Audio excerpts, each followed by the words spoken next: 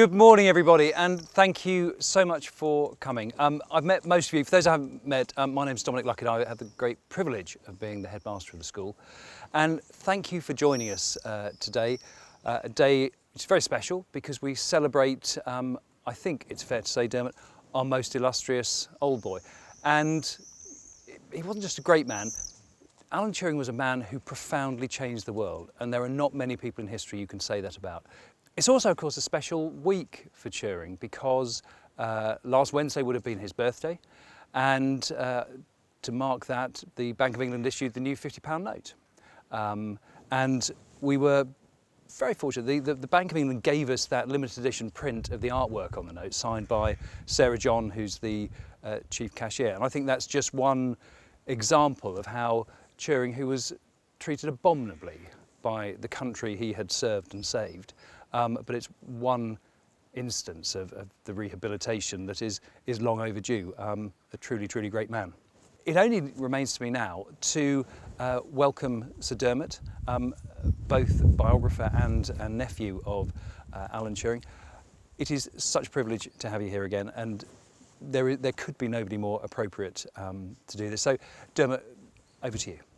Headmaster, distinguished guests, thank you very much for having me here today to unveil this bust. As you know, this week has seen not only the most auspicious event of the week, but also the issue of the £50 note.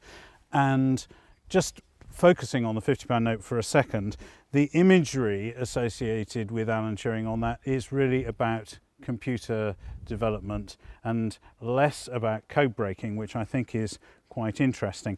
Perhaps we'll touch on that again in a second.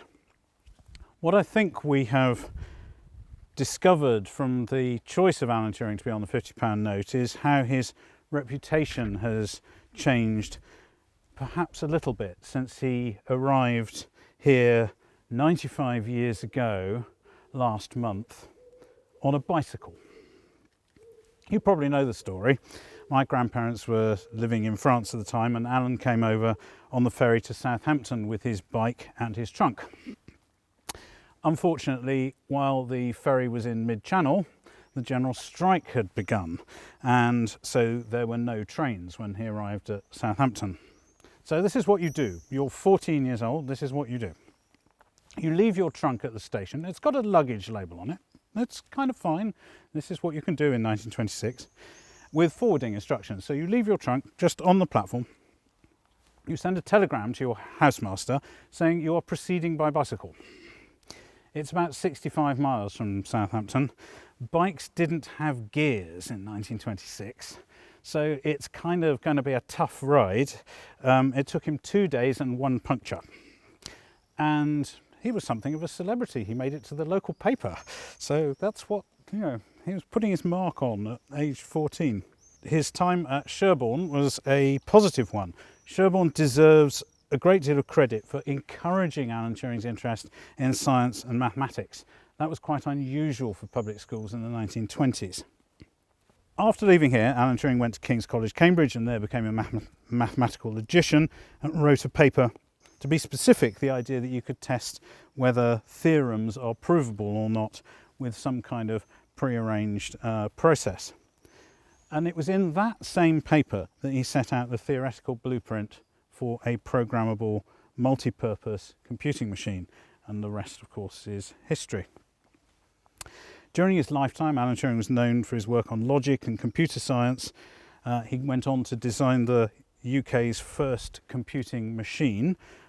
Notes that it's singular. Apparently the UK only needed one computing machine in 1945. And then to write programs for computing machines, plural, after World War II. And that's the reason that the Bank of England has put all that computing iconography on the £50 note. There's no evidence in particular that Alan Turing was bullied or isolated at school.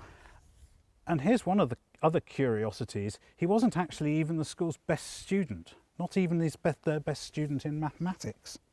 There were 2 other students here in the same year group who achieved higher marks in the equivalent of Maths A level. So I think we need to reappraise things. And I think that perhaps the new presence of Alan Turing in the centre of the school might remind everyone that even if you're not the most remarkable student, you can go on to achieve truly remarkable things. And I think the school should be proud to have created an environment in which boys like him can develop their talents and forge great careers, even if some of their choices seem to be a bit unconventional.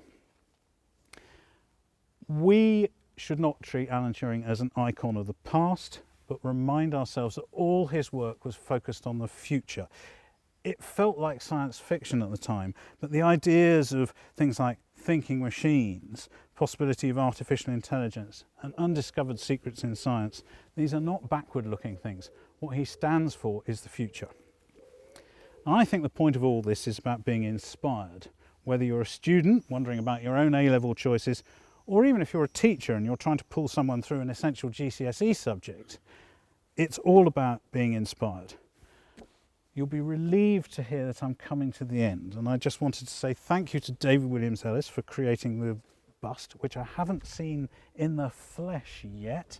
I have been allowed to see a sneak preview photo, but I'm very much looking forward to seeing it in reality, and to thank everyone who has helped made it possible. It's been an absolute delight to be here today. It's a delight to have the sun shining, and thank you very much for inviting me. Now I'm going to do this unencumbered by this. All right. Okay, that's great.